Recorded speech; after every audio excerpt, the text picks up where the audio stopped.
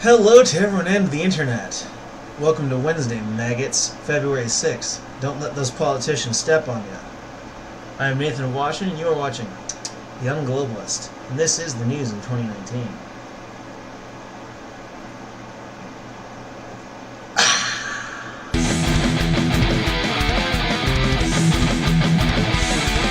Alright, everybody. So, Trump's approval rating is actually higher than Obama's at the same point in his presidency. I'll now reference the article because there was a lot of information to unpack and process. And I'm not so good at necessarily retaining information, so I got a lot of my little cheat buttons, my bullet points and so forth. But I'm a stubborn journalist. When I research this shit, I go deep. I go balls deep. And sometimes I find shit that really kind of disturbs me. I think a few years from now, if I keep doing my little news show here, I'm going to have to get some therapy. But Trump has a higher approval rating than his predecessor, Barack Obama, did at the exact same point in his presidency. According to the Rasmussen poll, as of February 2019, 48% of citizens approve of Trump's job performance, compared to Barack Obama's 46%, in February 2011. Infowars.com, oh boy, reports additionally a Gallup poll takes from January 31st, 6, 2011 reveals Obama had a 47% approval rating, 45% of Americans disapproval, 8% offered no opinion.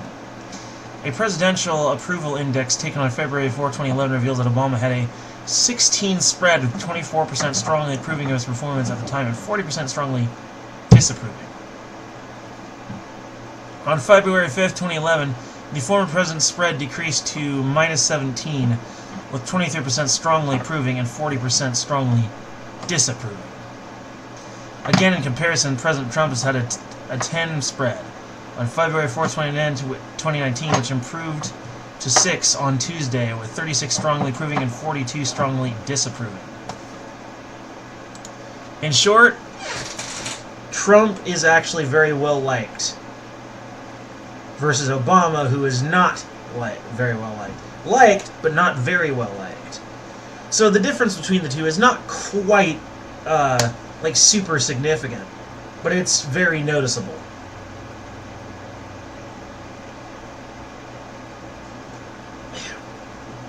And a lot of the disapproval of Obama came from not only from his policies, but his presentation as president, i.e. teleprompter in chief. Trump, on the other hand, has the ability to speak off the cuff, and they don't like that. They like their plastic presidents, with a manufactured persona and a fake face. They don't like it when Trump gets real with the people. I love it. I love it when he gets real. Because sure, he's rude, crude, sometimes a very unpleasant man, but at least he's telling you the truth as far as he understands it, which is more than can be said for Obama.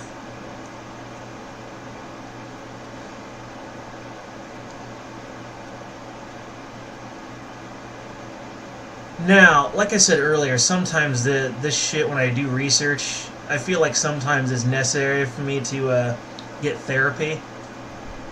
This is one of those stories.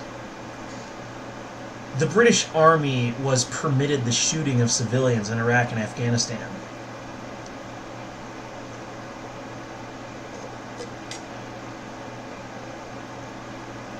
In essence, two teenage boys were shot dead while unarmed. They didn't have any weapons. And then somehow, a Russian assault rifle and a general-purpose machine gun were planted on the bodies for a photo. Like, they took the guns out of the armory and planted them for a photo. One of the soldiers even said, "Oh, that's why we kept those." In an interview about this. That's like NYPD bullshit.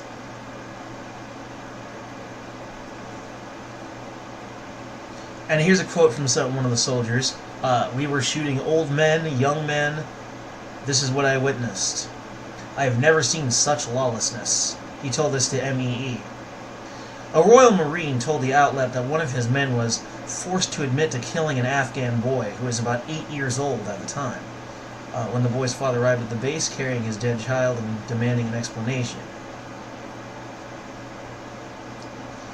Our commanders, they would tell us, we will protect you if any investigation comes. Just say you genuinely thought your life was at risk. Those words will protect you, one of the ex-soldiers said. Cops in the United States do the exact same thing. It's probably where they got the playbook from. In 2017, it was revealed that the UK's Royal Military Police were investigating reports of the Special Air Service, or SAS, planting weapons beside Afghan men killed in raids on their homes. Yeah, you just go raiding into a perfect stranger's home, shoot him dead, and then plant a gun on the body. And no repercussions whatsoever. Straight up war crimes. He explained that the two boys approached their base on a scooter that was the teenagers, and troops fired warning shots at them. The pair continued heading in their direction, but then turned to go the other way. It was then that the corporal decided to fire a CPMG, or general purpose machine gun, into them. The infantryman said he fired about 10 or 12 rounds. They were hit 3 times. And then the guns were planted on them. And so it made it look like they were armed. Hold on a second. Oh. Gesundheit me. But, bottom line is these British soldiers were getting away with straight up war crimes in Afghanistan and Iraq. And fairly recently, too.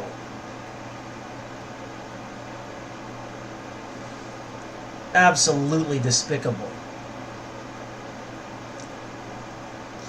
That despotic British government gets worse and worse day by day. Speaking of despotic governments,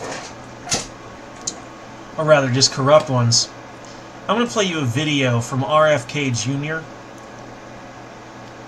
talking about Big Pharma basically owning the Congress. That includes the selling of dangerous vaccines, chemicals in the food, etc., etc. Just watch. Or listen.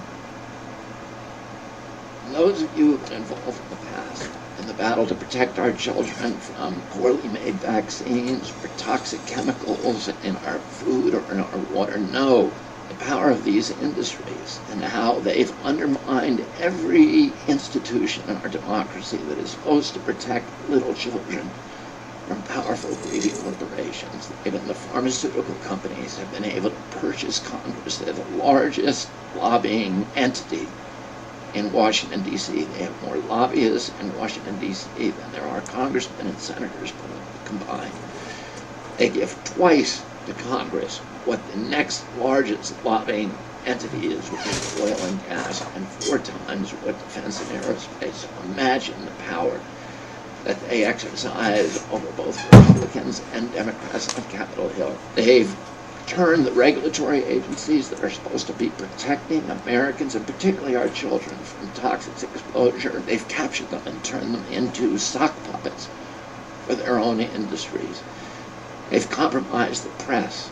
Any of you who watch evening news and see the pharmaceutical ads one after the other, that's a way of buying the news in this country. And they've undermined the medical establishment.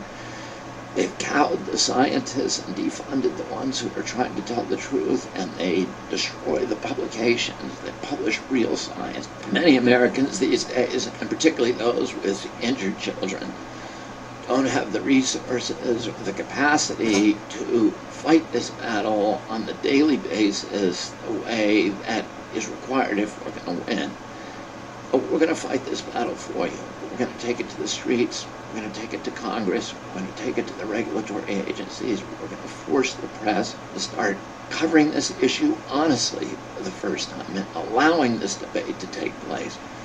And above all, we're going to take it to the courtroom, and we're going to win these cases, and we're going to find justice for you, for your families, and for our country.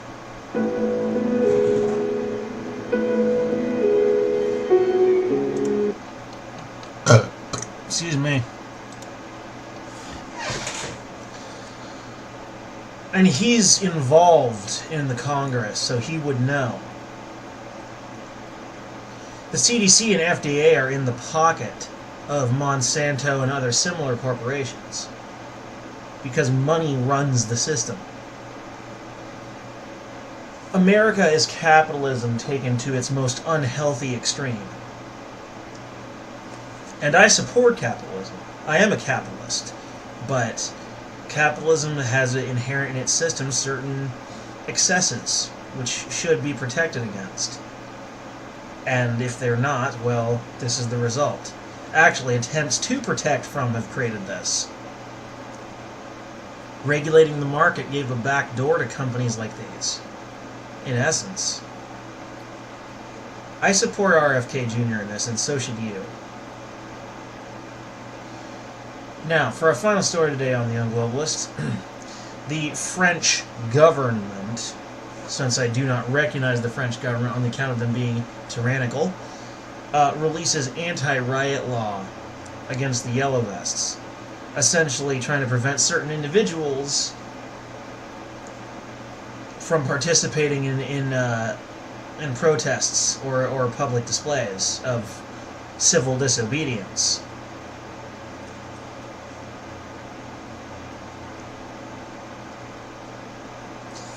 Essentially, that was the whole situation there. That they wanted to ban certain individuals. This is an obvious attempt to control the Yellow Vests, to quiet them down, and keep them in the foreground, so they can continue to pretend it's not a huge problem. Because Macron's policies have led to such a huge disapproval. I'll bet his approval rating is like literally 0%. I would not be shocked. I would absolutely believe that if you told me. But I'd still be open to the possibility if it was higher than that, if you showed me the evidence. But yeah, that's what's going on in France right now. They're tyrannical non-government harassing the Yellow Vests and trying to keep them quiet so they can continue to function. Well, I'm telling you, they shouldn't be allowed to function. The Yellow Vests should tear the whole thing down and replace it. Create a new government, a better one. One that doesn't have tyrannical rich aristocrats who are wannabe philosophers running the show. Anyway, that's it for the Young Globalist today, folks. I'm out.